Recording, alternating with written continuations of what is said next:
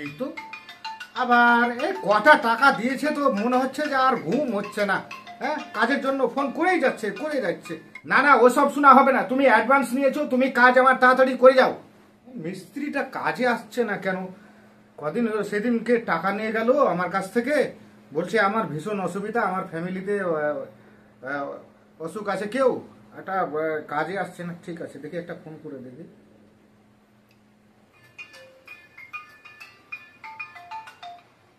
হ্যাঁ দাদা বলুন। হ্যাঁ মিস্ত্রি, হ্যাঁ বলছিলাম তোমার নাকি কাজে আসার কথা। হ্যাঁ আজকে আমার শরীর ভীষণ খারাপ দাদা, বলেন না। হ্যাঁ দাদা, হ্যাঁ হ্যাঁ দাদা, হ্যাঁ হ্যাঁ ঠিক আছে দাদা, আপনি এই এই সপ্তাহের মধ্যে আপনার বাড়ির কাজটা শেষ করে দেবো। হ্যাঁ হ্যাঁ হ্যাঁ হ্যাঁ ঠিক আছে, আপনি কোনো চিন্তা করবেন না। ঠিক ঠিক আছে দাদা, ঠিক। কালকেও মিস্ত্রিটা আসার কথা, ফোন করলাম, ফোন ধরলো, ফোনে বললো আসবো। আবার আজকেও কদিন হয়ে গেল এখনো আসছে না, কি ব্যাপার দেখি। সেদিনকে তো মিষ্টি কথা বলে টাকা নিয়ে চলে গেল, আজকে আবার কদিন ধরে ফাঁকি দিচ্ছে আসবো আসবো বলে, এই আসছি এই আসছি। ঠিক আছে, আজকে ফোন করে দেখি।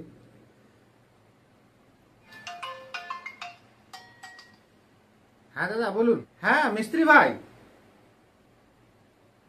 হ্যাঁ তুমি তো পরপর 2 দিন বললে যে হ্যাঁ চলে যাচ্ছি কাজে, চলে যাচ্ছি, তোমার কোনো খোঁজ নেই। ও আচ্ছা দাদা, ও যাওয়ার কথা ছিল তো তো যেতে পারিনি, আমার শরীরটা এখনো ঠিক হয়নি, আর আমার বাড়িতে একটু কাজও ছিল যার জন্য আমি যেতে পারিনি। তো আপনি দাদা চিন্তা করবেন না, আপনার এই এই আর আর কদিনের মধ্যে, এই মাত্র কদিনের মধ্যে আপনার কাজটা শেষ করে দেবো। ঠিক আছে, তাহলে আসবে নিশ্চয়ই তো? হ্যাঁ ঠিক আছে, ঠিক আছে, কারণ বাড়ির এদিকে এগুলো সব পড়ে আছে তো। হ্যাঁ, ঘরটা ভেঙে দিয়েছি, যে যে ঘরে থাকতাম সেগুলো ভেঙে দিয়েছি, আর এদিকে বর্ষা। হ্যাঁ, বাড়িতে মানে থাকা খাওয়া উঠবস করার এগুলো সব মানে সমস্যা হচ্ছে।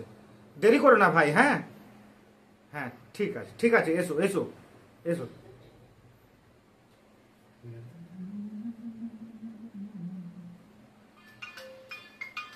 এই তো আবার এই কটা টাকা দিয়েছে তো মনে হচ্ছে যে আর ঘুম হচ্ছে না।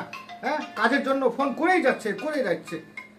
হ্যাঁ বলুন দাদা। হ্যাঁ মিস্ত্রি ভাই, কই তোমার এদিকে এদিকে 22 দিন গত হয়ে গেল, আজ নয় কাল, কাল নয় পরশু, পরশু নয় তরশু, এইভাবে করে তুমি কাজে আসছো না। আর সব জিনিস আমার ছিড়িয়ে ছুটিয়ে পড়ে আছে, বালি পাথরগুলো সব সব বাচ্চা কাচ্চা খেলে নষ্ট করে দিচ্ছে।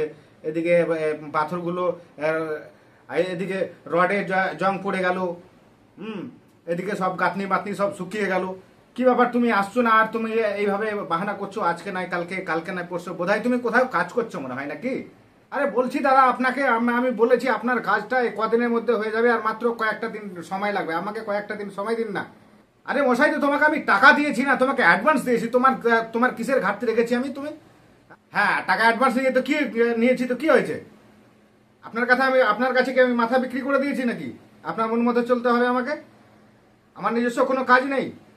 তোমার জন্য আমি কাজ ফেলে রাখবো নাকি?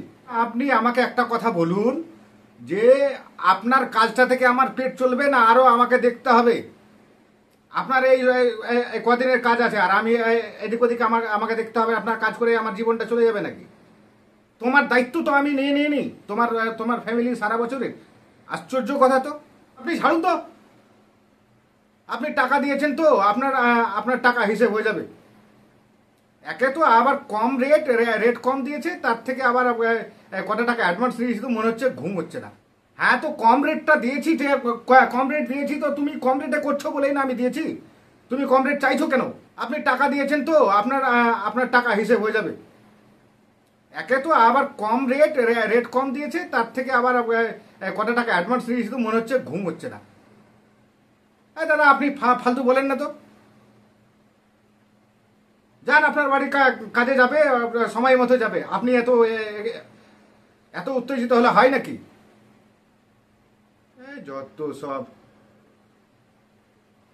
ঠিক আছে ঠিক আছে, আপনি যা পারবেন করে নেবেন। তো প্রিয় দর্শক মন্ডলী, আজকের এপিসোডটা দেখলেন, এটা এটা কিন্তু বাস্তবে প্রতিটা মালিক এবং প্রতিটা মিস্ত্রির সাথে এইভাবে হয়ে থাকে। কারণ মিস্ত্রিরা কি করে, মানে যারা ঠিকাদার তাদের একটু চালাকি আমি মানে আপনাদের সামনে উপস্থাপন করার চেষ্টা করলাম। যে ঠিকাদাররা বিভিন্ন জায়গায় কাজ ধরে ফেলে, আপনার বাড়ির যত এমার্জেন্সি কাজ থাকুক না কেন, তারা সেই দিকে কোনো ভ্রুক্ষেপ দেয় না। আর তারা এই আজকে যাবে, কালকে যাবে, পরশু যাবে, এইভাবে করে আপনার বাড়ির কাজ বিলম্বিত করে। আর শেষ পর্যায়ে কি হয়, যখন কাজে আপনার দেরি হয়, লেট হয়, তখন কি হয়, আপনার বাজেটটা বেড়ে যায়। অতএব এই সমস্ত জিনিস মানে আমাদের সচেতন হয়ে কাজ করতে হবে। কারণ একটা বাড়ির যে সম্পূর্ণ দায়িত্ব একটা মিস্ত্রিকে নিয়েই কাজ করতে হবে। তো ব্যাপারটা হলো যে এই ভিডিওর মাধ্যমে যদি আপনাকে ভালো লেগে থাকে, একটু এনজয় মনে করে থাকেন, তাহলে ভিডিওটিকে লাইক দেবেন আর চ্যানেলটিকে সাবস্ক্রাইব করবেন। এইরকম নিত্য নতুন কোনো কিছু শিক্ষণীয় বিষয়ের জন্য যেন আরও আগামীতে আমি আপনাদের সামনে উপস্থাপন করতে পারি।